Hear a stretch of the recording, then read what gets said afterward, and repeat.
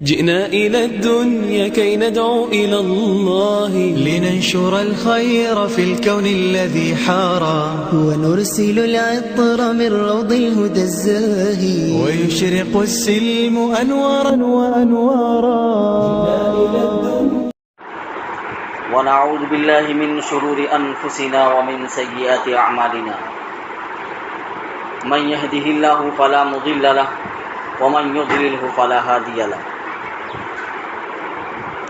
وأشهد أن لا إله إلا الله وحده لا شريك له وأشهد أن سيدنا ومولانا محمدا عبده ورسوله.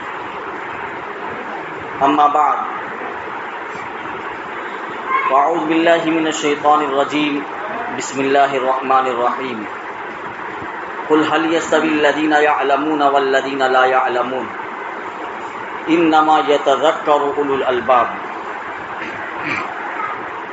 قال النبي صلى الله عليه وسلم: فقيه واحد أشد على الشيطان من 1000 عابد، أو كما قال عليه الصلاة والتسليم.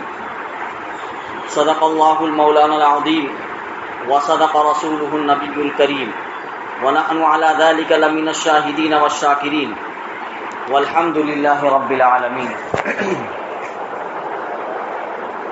محترم بزرگوں اور عزیز ساتھی، قرآن کریم کی جس مقدس آیت کی تلاوت میں نے کی ہے، اللہ رب العزت اس میں ایک سوال فرماتے ہیں.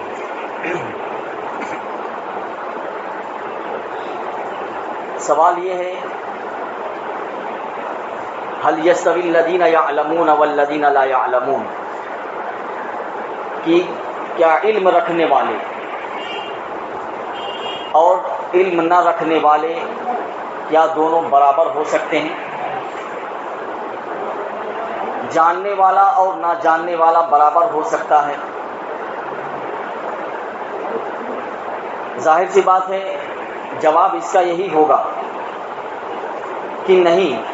اللہ رب العزت نے لا یستوون نہیں کہا کہ برابر نہیں ہو سکتے، بس سوال کر کے چھوڑ دیا. هل يستوي الذين يعلمون والذين لا يعلمون، کہ جاننے والے اور نہ جاننے والے دونوں برابر ہو سکتے ہیں. سوال کا جواب یہی ہے کہ نہیں، لا یستوون یعنی برابر نہیں ہو سکتے، کیونکہ جس شخص کو اللہ رب العزت علم عطا کرے اس کا مقام اور مرتبہ اور ہے، اور جو شخص علم سے ناواقف ہو یعنی جاہل ہو، علم اس کے دل کی گہرائی میں نہ اترا ہو، یا علم سے نابلد اور ناواقف ہو، تو وہ شخص اور جو علم رکھنے والا ہے دونوں برابر نہیں ہو سکتے. کیونکہ جو صاحب علم ہے اللہ کے یہاں اس کا جو مقام و مرتبہ ہے، وہ علم سے ناواقف شخص اس کا وہ مقام و مرتبہ نہیں ہے. اسی لیے اللہ رب العزت نے قرآن کریم میں یہ فرمایا کہ جاننے والے اور نہ جاننے والے دونوں برابر نہیں ہو سکتے.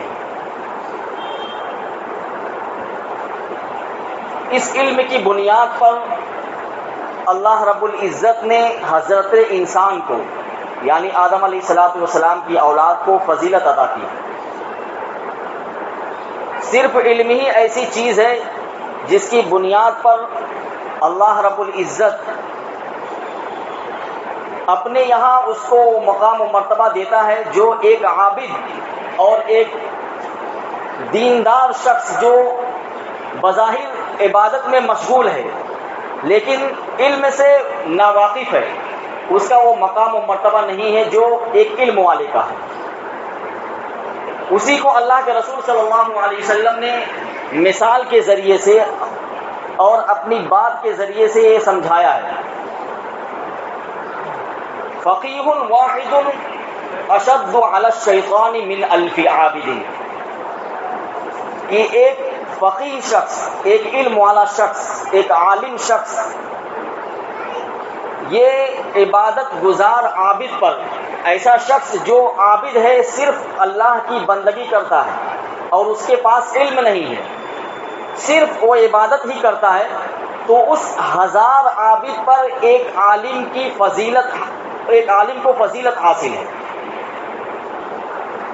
یعنی ایک عالم کو 1000 عابد پر اللہ کے رسول صلی اللہ علیہ وسلم نے کہا فضیلت حاصل ہے، اور ایک عالم 1000 عابد پر بھاری ہے. آج علم نہ ہونے کی بنا پر ہم بہت سارے مسلمانوں کو دیکھتے ہیں کہ جہاں جو کام نہیں کرنا چاہیے وہ بھی کر دیتے ہیں. اصل وجہ کیا ہے کہ علم سے ناواقف ہے، ان کو علم ہی نہیں ہے کہ یہاں کیا کرنا چاہیے. بہت سارے مسلمان جو بظاہر دیندار نظر آتے ہیں لیکن علم سے ناواقفیت کی بنیاد پر وہ غیر اللہ کے سامنے بھی سجدہ کر دیتے ہیں، اپنے پیر کے سامنے بھی سجدہ کر دیتے ہیں، قبروں پر بھی سجدہ کر دیتے ہیں. یہ اس وجہ سے کہ ان کے دل میں علم نہیں ہے یا وہ علم سے ناواقف ہیں. ان کو پتہ نہیں ہے کہ پیشانی اللہ رب العزت کے علاوہ کسی اور کے سامنے نہیں جھکنا چاہیے. یہ پیشانی اللہ رب العزت نے صرف اپنی بارگاہ میں، اپنے دربار میں جھکانے کے لیے بنائی ہے. اور اگر کسی پیر کو سجدہ کر دیا یا غیر اللہ کو اللہ کے علاوہ سجدہ کر دیا تو وہ شرک ہو گیا. اور یہ شرک اس وجہ سے کر رہے ہیں، ہم تو سمجھ رہے کہ ہم سجدہ تعظیمی کر رہے ہیں. ہم نے اپنے پیر کو سجدہ کر لیا اور ہم نے کہہ دیا کہ یہ سجدہ تعظیمی ہے. سجدہ تعظیمی نہیں، یہ شرک ہے، کیونکہ پیشانی اللہ کے علاوہ کسی اور کے سامنے نہیں جھکتی. اور اگر ہم نے اپنی پیشانی کو غیر اللہ کے سامنے جھکا دیا تو یہ بہت بڑا شرک ہے. اور یہ ہوتا ہے اس وجہ سے کہ ہم علم چونکہ ہماری زندگی کے اندر نہیں، ہم علم سے ناواقف ہیں، اس وجہ سے ہم بعض جگہوں پر ایسی شرکیہ افعال انجام دے دیتے ہیں. اگر علم ہوگا تو کوئی بھی شخص اپنی پیشانی کو غیر اللہ کے سامنے یا کوئی بھی ایسا عمل جس میں اللہ کی ذات کو یا اللہ کی صفات کو اس میں شریک کرنا لازم آ رہا ہو، وہ فعل کبھی بھی وہ بندہ انجام نہیں دے گا.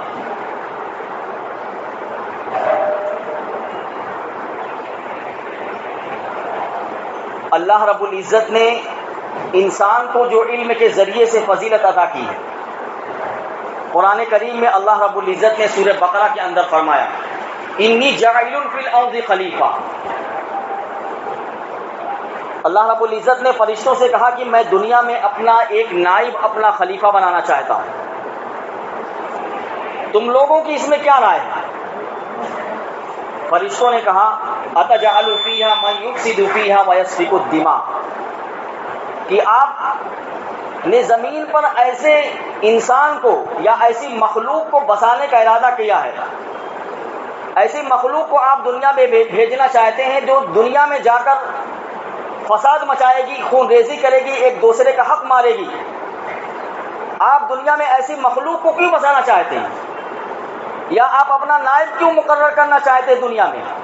آپ اپنا خلیفہ کیوں بنانا چاہتے ہیں دنیا میں ایسے لوگوں کو جو دنیا میں جا کر فساد مچائے گی؟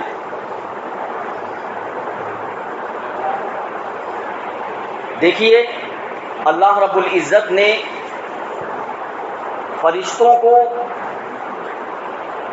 جو علم عطا کیا ہے وہ علم اتنا ہی ہے جتنا اللہ رب العزت نے ان کو بتلا دیا ہے، جتنا اللہ رب العزت نے ان کو سکھلا دیا ہے بس اتنا ہی ان کو علم ہے. اور فرشتے کبھی بھی اللہ رب العزت کی نافرمانی نہیں کرتے. لا یعصون اللہ ما امرہم ویفعلون ما یؤمرون، قرآن کریم کی آیت ہے کہ فرشتے کبھی بھی اللہ رب العزت کی نافرمانی نہیں کرتے. جس کام میں اللہ رب العزت نے انہیں لگا دیا ہے اسی کام میں وہ مشغول ہیں. حضرت انسان کو جب اللہ رب العزت نے پیدا کرنے کا ارادہ فرمایا تو فرشتوں نے یہ خدشہ ظاہر کیا. یہ فرشتوں کا ایک خدشہ ہے، یہ اعتراض اللہ رب العزت پہ نہیں ہے. بہت سارے لوگ کہتے ہیں کہ جب اللہ رب العزت نے پیدا کرنے کا ارادہ کیا حضرت آدم علیہ السلام کو تو فرشتوں نے اعتراض کیا تھا. یہ اعتراض نہیں ہے، یہ تو فرشتوں کا خدشہ ہے، اور خدشہ اس وجہ سے ہے کہ انہوں نے جو آگے کہا ہے کہ نحن نسبح بحمدک ونقدس لک، کہ ہم آپ کی تسبیح کے لیے، آپ کی عبادت کے لیے، آپ کی تحمید کے لیے ہم تو کافی ہیں، پھر آپ ایسی مخلوق کو کیوں پیدا کرنا چاہتے ہیں؟ اور ایک غلطی یہ کہ شیطان کو بھی، ابلیس جس کا نام عزازیل ہے، اس کو بھی کہتے ہیں کہ وہ فرشتوں کا سردار تھا. بالکل غلط ہے یہ جملہ، بالکل غلط ہے کہ ابلیس یہ فرشتوں کا سردار تھا. اگر فرشتوں کا سردار ہوتا تو سورہ کہف کے اندر اللہ رب العزت نے اس کے بارے میں فرما دیا کہ جب اللہ رب العزت نے فرشتوں کو حکم دیا سجدہ کرنے کا آدم علیہ السلام کو، لیکن ابلیس نے سجدہ کرنے سے انکار کر دیا، اور اللہ رب العزت نے کہا کہ یہ تو جن میں سے تھا، یہ تو جناتوں میں سے تھا، کیونکہ فرشتے ہی اس کو جنات سے، جب دنیا میں انسان سے پہلے جنات کی مخلوق تھی، انہوں نے خون ریزی کی تھی، فرشتوں نے اس دور کو دیکھا تھا، اور وہاں عزازیل ان کو ملا تھا، وہ اس کو اٹھا کر اللہ رب العزت کے بارگاہ میں لے گئے تھے، اور فرشتوں نے اس کو سکھلایا ہے. وہ معلم الملائکہ نہیں ہے، معلم الملائکہ ہے، فرشتوں کا سکھایا ہوا. یہ ہم غلط فہمی میں مبتلا ہیں کہ ہم کہتے ہیں کہ یہ فرشتوں کا استاد ہے. فرشتوں کا استاد ہے، فرشتے تو اس کو اٹھا کر لے گئے تھے، اس کو معلم الملائکہ نہیں معلم الملائکہ کہتے ہیں. فرشتے تو عبادت میں حضرت انسان سے بہت بڑے ہوئے ہیں، انسان ان کی عبادت کا مقابلہ نہیں کر سکتا ہے. جو جو عبادتیں فرشتے انجام دیتے ہیں وہ کسی انسان کے بس کی بات نہیں ہے. ایک حدیث میں ہے اللہ کے رسول صلی اللہ علیہ وسلم نے فرمایا کہ اس فرشتوں کو اللہ رب العزت نے ایسا بنایا ہے اور اپنی عبادت میں اس طریقے سے لگایا ہے کہ وہ قیامت تک اسی حالت میں رہیں گے.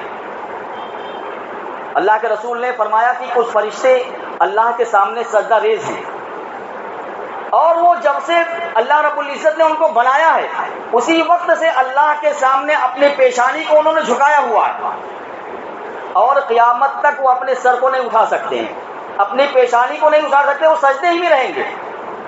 اب بتائیے کون انسان ایسا ہے جو اپنے پیدا ہونے سے لے کر مرنے تک اللہ کے سامنے اپنی پیشانی کو جھکا دے؟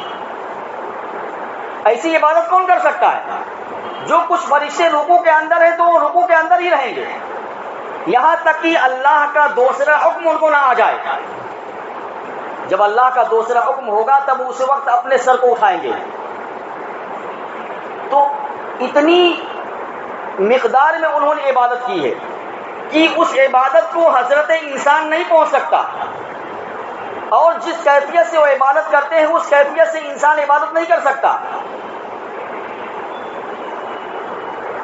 تو فرشتوں نے کہا کہ ہم آپ کی تسبیح کر رہے ہیں، ہم آپ کی تقدیس کر رہے ہیں، آپ کی تحمید کر رہے ہیں، ہم آپ کی عبادت میں لگے ہوئے ہیں، آپ جیسا ہم کو کہہ رہے ہیں ہم آپ کی عبادت انجام دے رہے ہیں. پھر دوسرے انسان کو پیدا کرنے کی کیا ضرورت ہے؟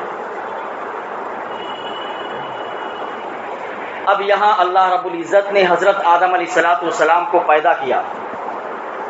میں اس پہ یہ بات بتا رہا ہوں کہ انسان کو جو فضیلت حاصل ہے وہ علم کی بنیاد پر حاصل ہے.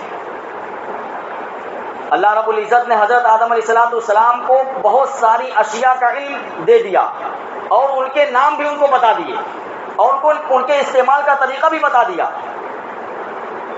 یہ چیزیں ایسی ہیں ان کا استعمال یہ ہے، اور ان کے نام بھی حضرت آدم علیہ السلام کو بتلا دیے. اور اس کے بعد انہی چیزوں کو فرشتوں کے سامنے پیش کر دیا اللہ رب العزت. فرشتوں سے کہا بتاؤ، اگر تم جس کو میں نے پیدا کیا ہے اگر تم اس سے زیادہ جاننے والے ہو تو ان اشیاء کا نام بتا دو. فرشتوں نے کہا قالوا سبحانک لا علم لنا الا ما علمتنا. اے اللہ آپ کی ذات ہر برائی سے پاک ہے، آپ کی ذات بابرکت ہے، ہم آپ کی تسبیح بیان کرتے ہیں، ہم آپ کی پاکی بیان کرتے ہیں. جتنا آپ نے ہم کو سکھلا دیا ہے ہمیں اتنا ہی علم ہے، اس کے علاوہ ہمیں کسی چیز کا علم نہیں ہے. نہ جتنا ہمیں معلوم ہے اس کے اوپر کا علم ہے اور نہ اس سے زیادہ کا علم ہے. یعنی جتنا آپ نے ہمیں بتایا نا بس اتنا ہی ہم علم رکھتے ہیں، اس کے علاوہ اس کے اوپر کا علم تو صرف آپ کو ہے. اللہ رب العزت نے حضرت آدم علیہ السلام کو کہا کہ بتاؤ ان ساری چیزوں کے نام کیا ہیں. حضرت آدم علیہ السلام کو اللہ رب العزت نے چونکہ بتلا دیا تھا، وہ سارے کے سارے چیزوں کے نام انہوں نے بتلا دیا. جب یہ فرشتوں کو معلوم ہوا کہ حضرت آدم کو یہ سارے نام معلوم ہیں اور اللہ رب العزت نے ان کو ہمارے اوپر علم کی وجہ سے فضیلت دے دی، تو حضرت آدم علیہ السلام کو اور ان کی اولاد کو جو فضیلت اللہ کے یہاں حاصل ہے وہ علم کی بنیاد پر حاصل ہے.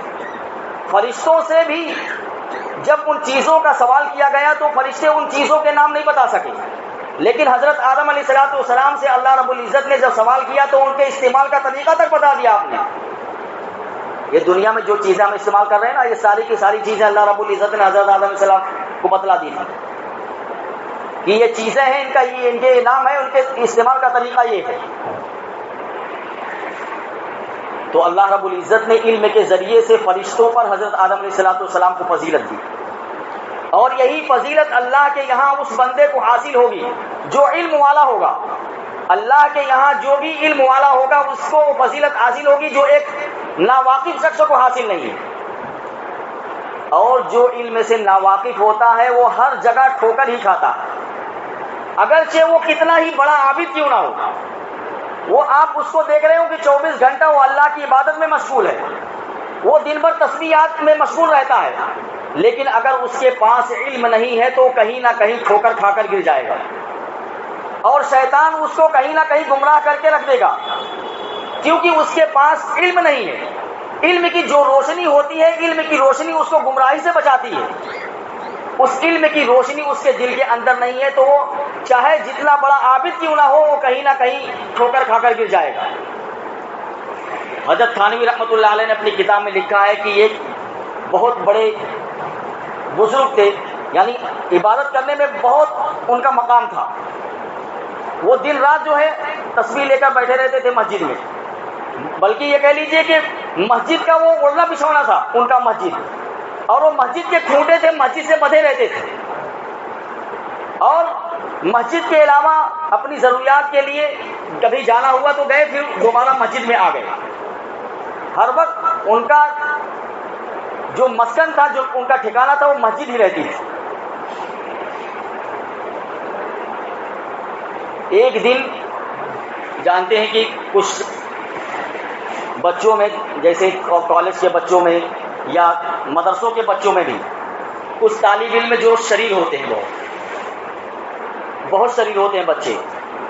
انہوں نے سوچا کہ یار ایک بڑے میاں جو ہے یہ مسجد میں ہر وقت لگے رہتے ہیں، ہر وقت نماز پڑھتے رہتے ہیں، جب دیکھو چلو ان کو کسی طریقے سے ڈرایا جائے اور ہم کسی روپ میں جا کر ان کے سامنے پیش ہوں اور ان کو اپنا یہ بتائیں کہ اللہ رب العزت نے تمہاری عبادت کو کتنا قبول کیا.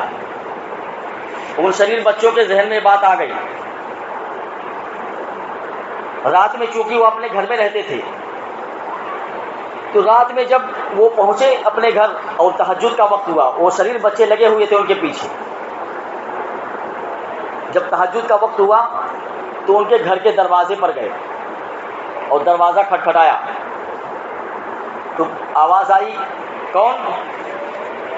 تو جو اس میں سب سے شریر بچہ تھا اس نے کہا اخی جبریل، یعنی میں جبریل ہوں. کہا او ہو جبریل میرے گھر پر کیسے آنا ہوا؟ ارے آج تو میرے گھر کے مقدر جاگ گئے، میری قسمت جاگ گئی ہے اور میرا گھر روشن ہو گیا، جبریل میرے گھر آ گئے. اس شریر بچے نے کہا اللہ رب العزت نے ہمیں آپ کے پاس بھیجا. کہا کیا؟ اللہ رب العزت نے کیا کہا؟ کہا اللہ رب العزت نے کہا کہ میرے اس بندے سے جا کر کہہ دو کہ اس نے میری بہت عبادت کی ہے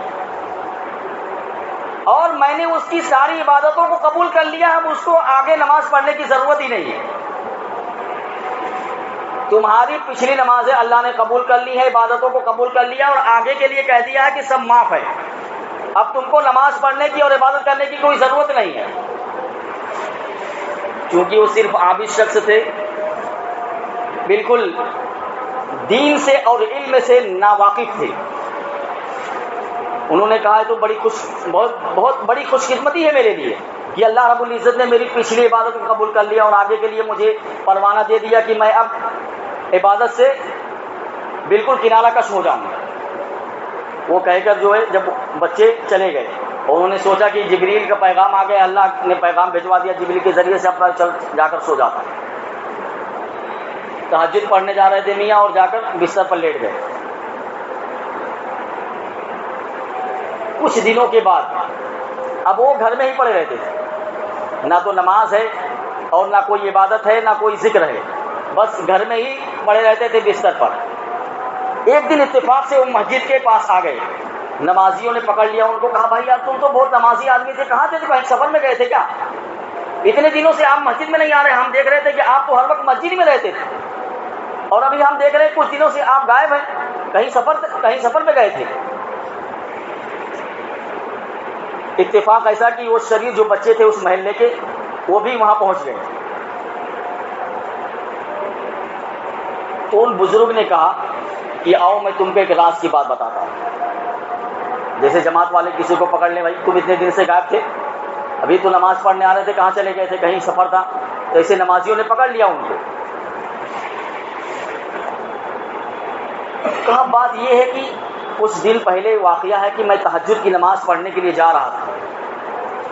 اتنے میں اخی جبریل آ گئے اور انہوں نے یہ اللہ کا پیغام مجھے سنایا کہ تمہاری پچھلی عبادتیں اللہ نے قبول کر لی ہیں اور اگلی عبادتوں کو معاف کر دیا, اب تم صرف آرام کرو, اس لیے میں نماز نہیں پڑھ رہا ہوں. اللہ نے میری عبادت کو قبول کر لیا اور اگلے کو معاف کر دیا. پچھلی قبول اگلی معاف, اور حساب کیا ہو گیا, بے باک. اب میں جا کے بستر پکڑ لیتا ہوں, کچھ نہیں ہے.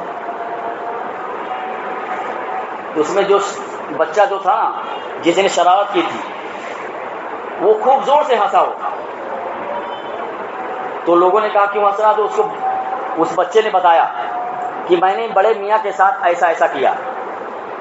تو بتائیے, اگر ان بڑے میاں کے اندر علم ہوتا تو وہ سمجھتے کہ نماز تو اللہ کے رسول سے بھی کسی حال میں معاف نہیں تھی, پھر مجھ سے کیسے معاف ہو سکتی ہے. مرض الموت کے اندر بھی اللہ کے رسول صلی اللہ علیہ وسلم سے نماز معاف نہیں ہوئی, تو پھر میں کیسا بندہ ہوں کہ اللہ رب العزت میری عبادت کو قبول کر کے اگلی نمازوں کو معاف کر دے گا.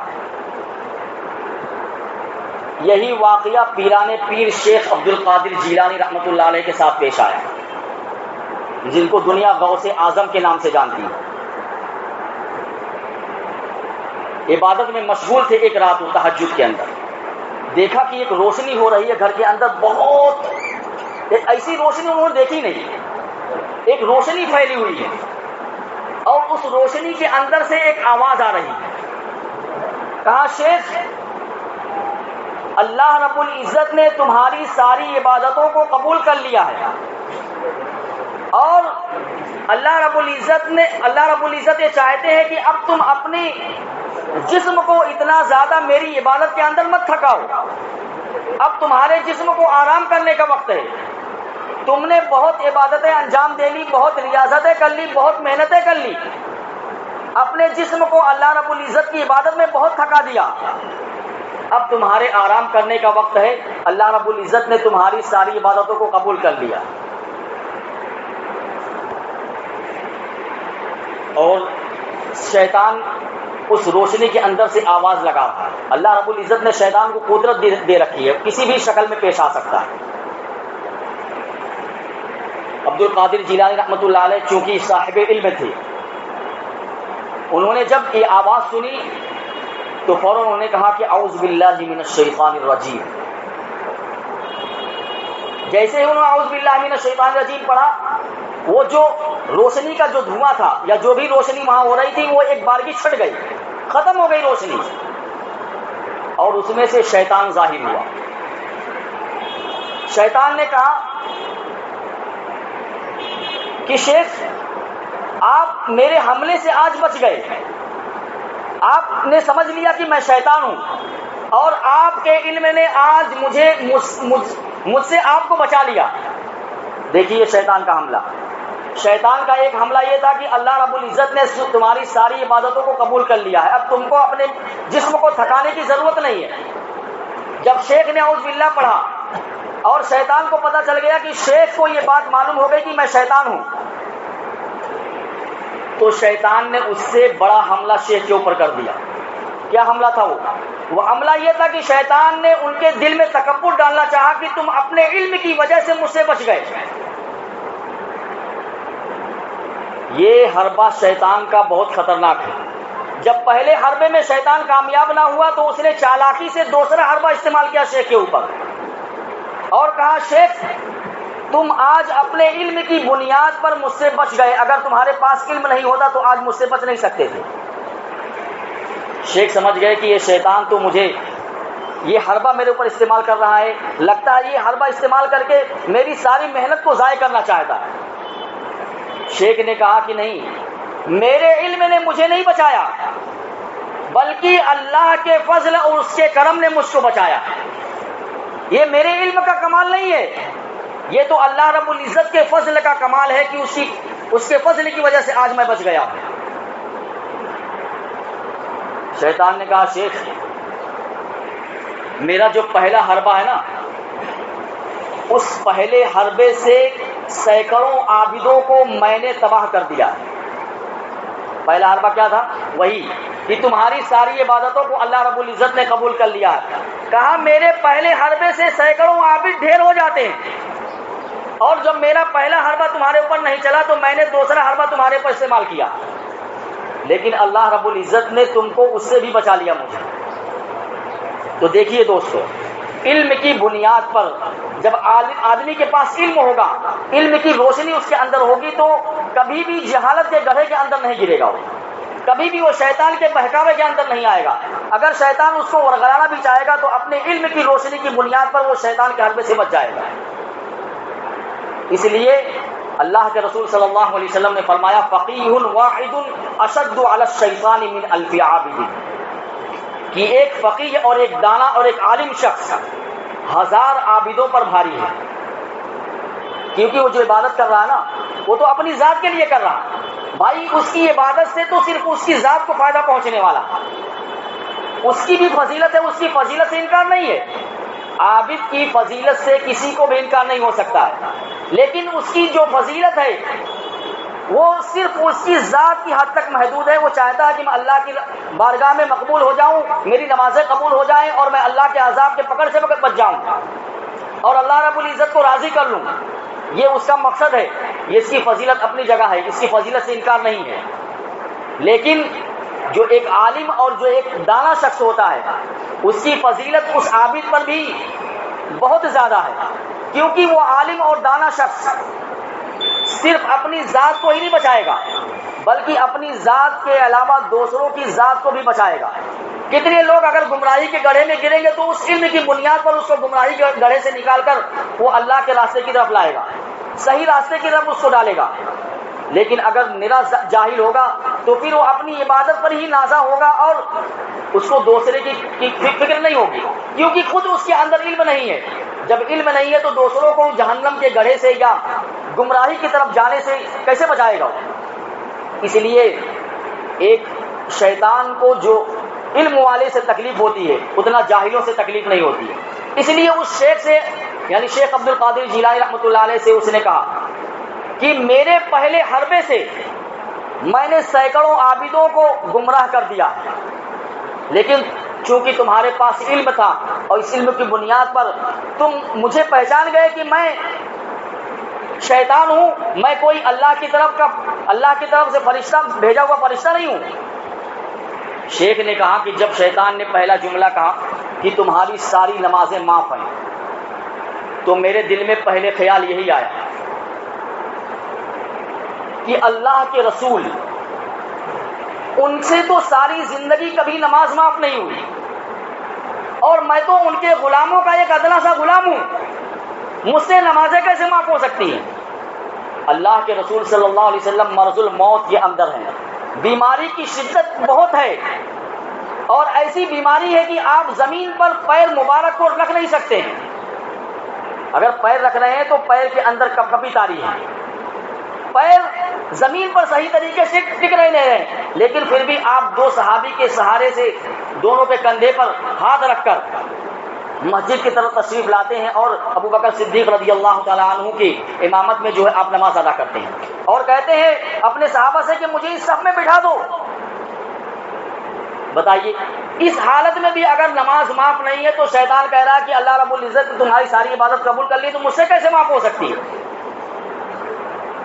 اس لیے دوستو علم حاصل کرو اور علم حاصل کر کے دوسروں کو اس کا نفع پہنچاؤ۔ ایسا نہیں ہے کہ ہم صرف اپنے تک علم کو محدود رکھیں، بلکہ جو بھی علم ہمیں حاصل ہے ہم اس علم کی روشنی سے دوسروں کو گمراہی سے بچائیں۔ اور یاد رکھیں اللہ رب العزت کے نزدیک علم والے کا جو مقام و مرتبہ ہے ایک جاہل آدمی کا اور ایک علم سے ناواقف شخص کا وہ مقام و مرتبہ نہیں ہو سکتا ہے۔ اللہ رب